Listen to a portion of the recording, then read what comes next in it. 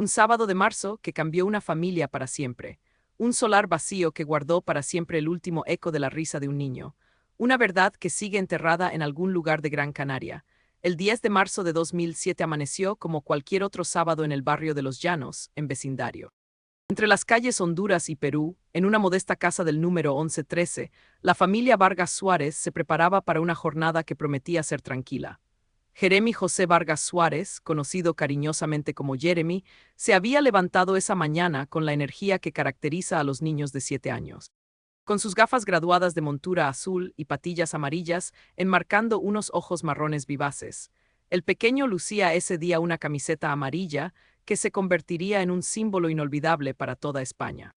El descampado era un lugar familiar, un espacio de arena donde los niños del barrio solían jugar bajo la mirada atenta de sus familiares. Ese día, como tantos otros, el abuelo y dos tíos de Jeremy charlaban en las inmediaciones mientras los pequeños se divertían. Era un niño reservado, tímido y algo asustadizo, que jamás se habría ido con un desconocido. Su madre, Itaiza Suárez, siempre insistía en que Jeremy no era de esos niños que se aventuran solos, necesitaba la compañía y la protección de su familia. Los últimos minutos de una infancia. Pero a las 13:30 horas exactas, cuando la abuela Herminia se asomó a la ventana para llamar a los niños a comer, comenzó a escribirse una de las páginas más oscuras de la criminología española. «Niños a comer», gritó la abuela desde la ventana de la casa. Aarón y Alexis, obedientes, corrieron hacia la entrada de la vivienda, pero Jeremy se entretuvo unos segundos más con su juguete.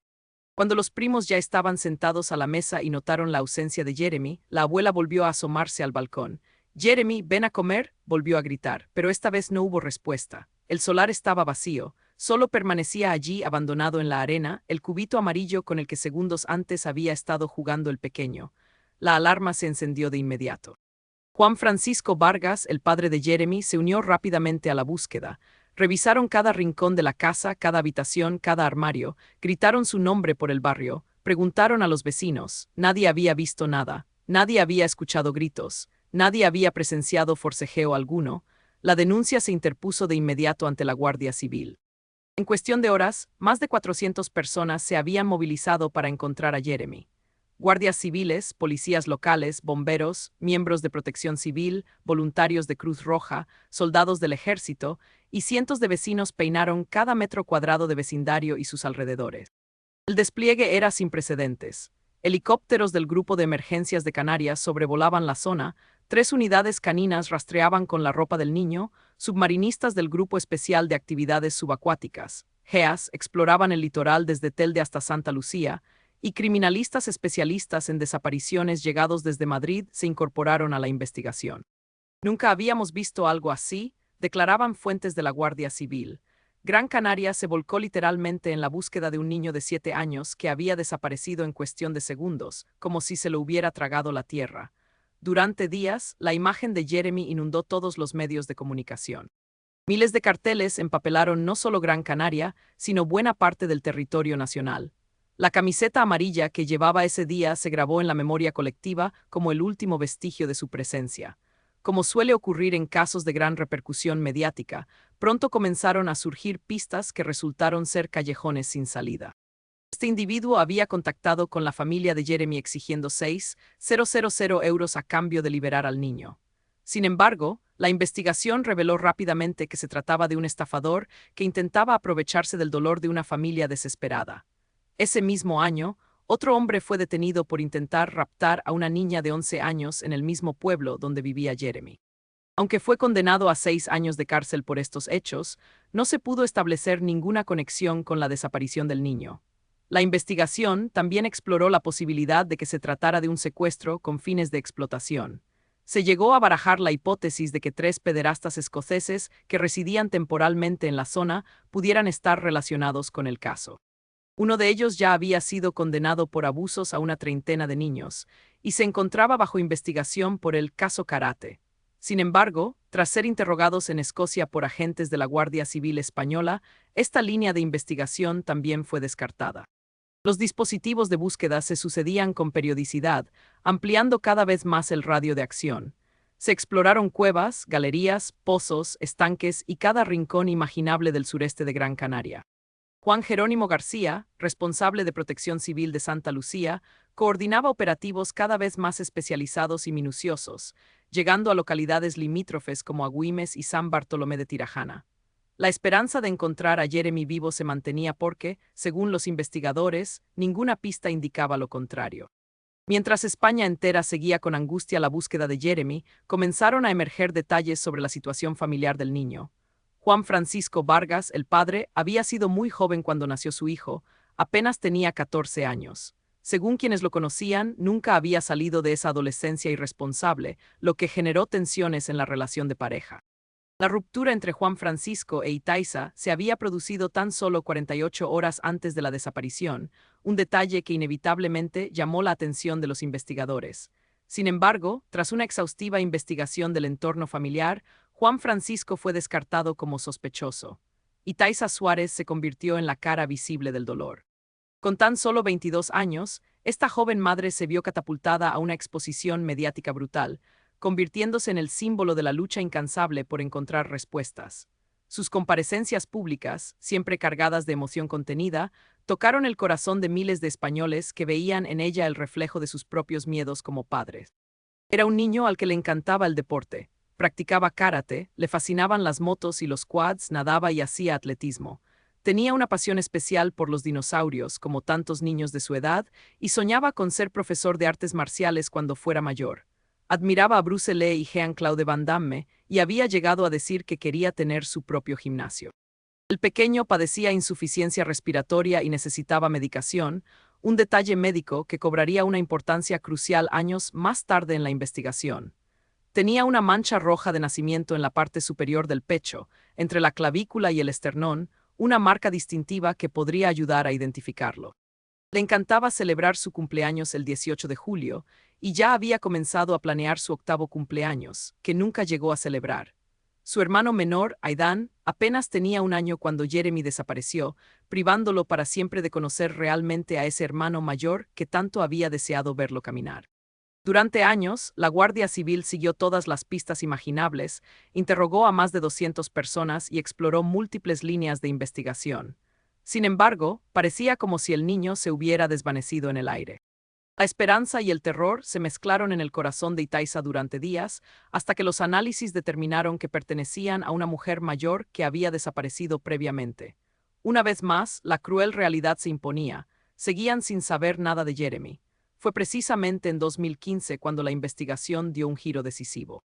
Tenía un vehículo similar al que varios testigos habían visto en las proximidades del lugar de la desaparición, y además se encontraba cumpliendo condena en prisión por agredir sexualmente a un niño de 9 años en el año 2012, precisamente en el mismo municipio donde vivía Jeremy.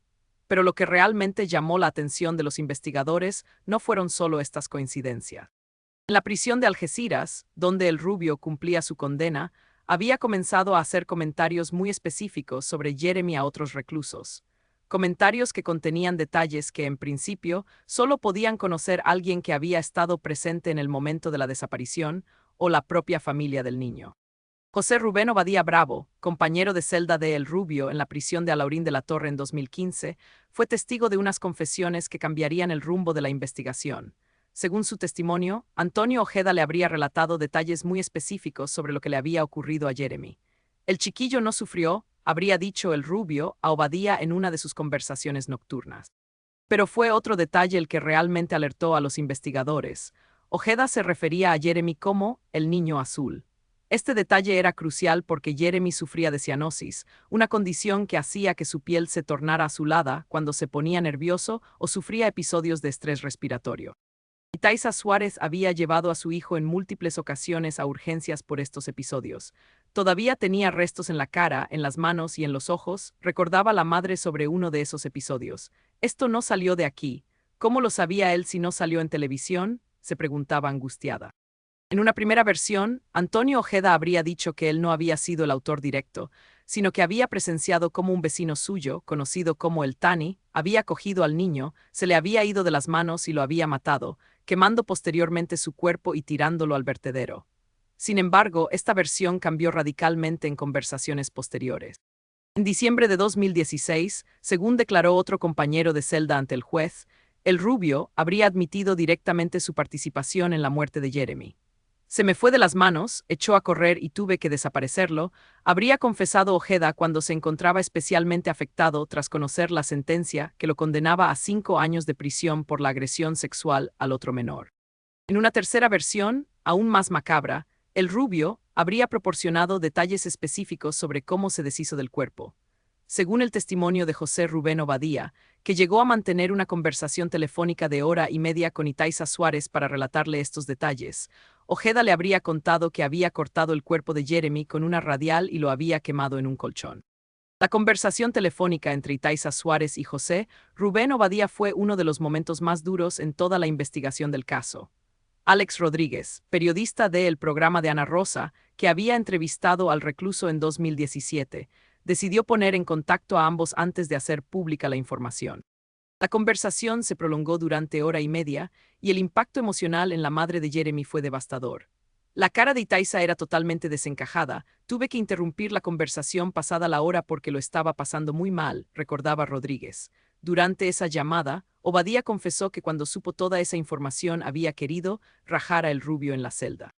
El preso había comenzado a llorar mientras relataba los detalles que Ojeda le había proporcionado sobre el asesinato de Jeremy. A pesar de todos estos indicios y testimonios, el 25 de octubre de 2017, el juez Juan Manuel Hermo Costoya dictó un auto de sobreseimiento provisional, archivando el caso.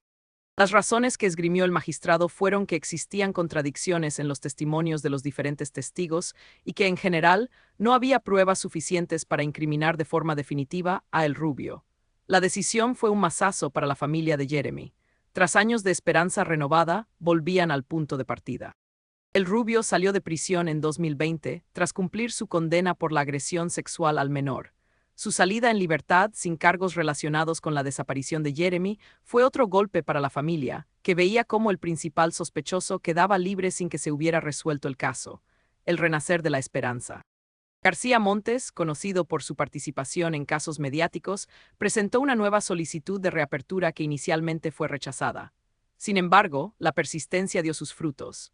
El 8 de septiembre de 2021, el Juzgado de Primera Instancia número 2 de San Bartolomé de Tirajana aceptó una nueva solicitud de reapertura del caso. La reapertura se basaba fundamentalmente en la reevaluación de los testimonios de los compañeros de celda de El Rubio y en la necesidad de profundizar en las contradicciones que habían llevado al archivo anterior. Con el caso reabierto, surgieron nuevos elementos que complicaron aún más la investigación. El informe determinó que no existían anotaciones en los informes médicos del niño sobre la existencia de signos de cianosis. Esto contradecía directamente la teoría de que solo alguien cercano a Jeremy podría saber que sufría esta condición y referirse a él como el niño azul. Sin embargo, la defensa de la familia no se dio por vencida.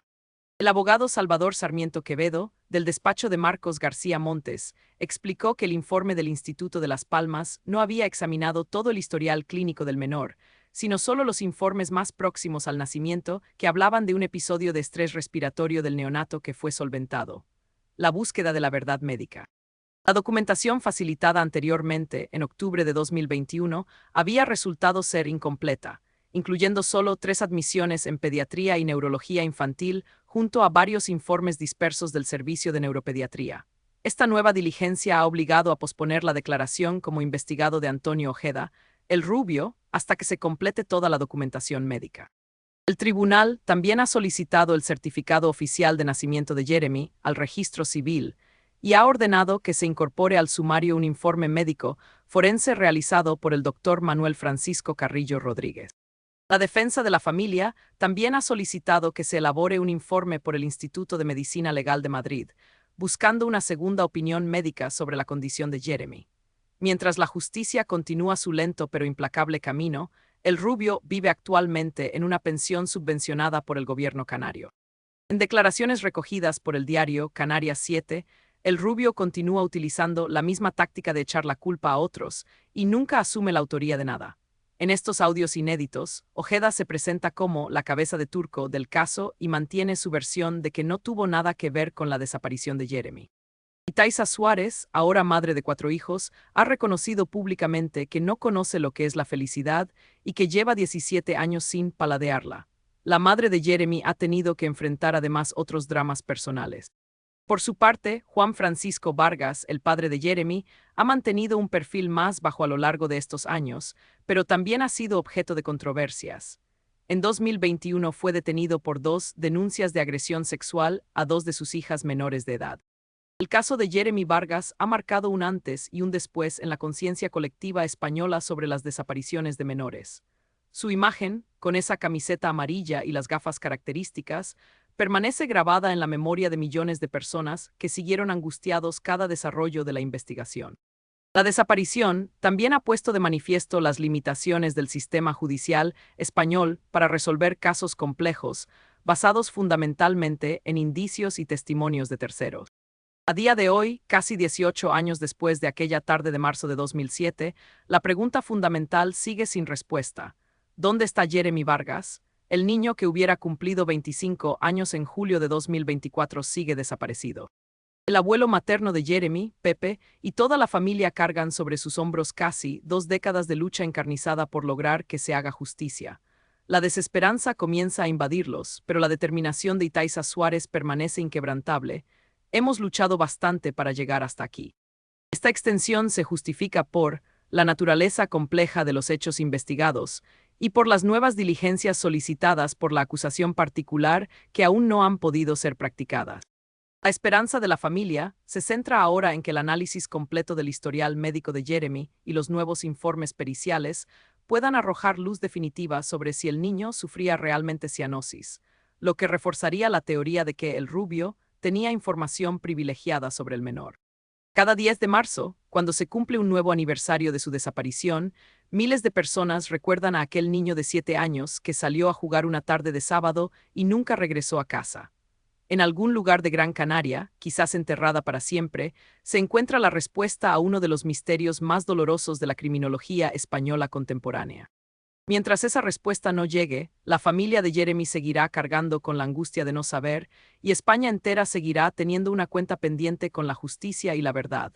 Como dijo su madre en una de sus muchas comparecencias públicas, lo que queremos, lo que más necesitamos, es recuperar lo que quede del niño para que pueda descansar en paz. Hasta que eso ocurra, el eco de aquella tarde de marzo de 2007 seguirá resonando en los corazones de quienes nunca olvidaron al niño de la camiseta amarilla que se desvaneció en el aire.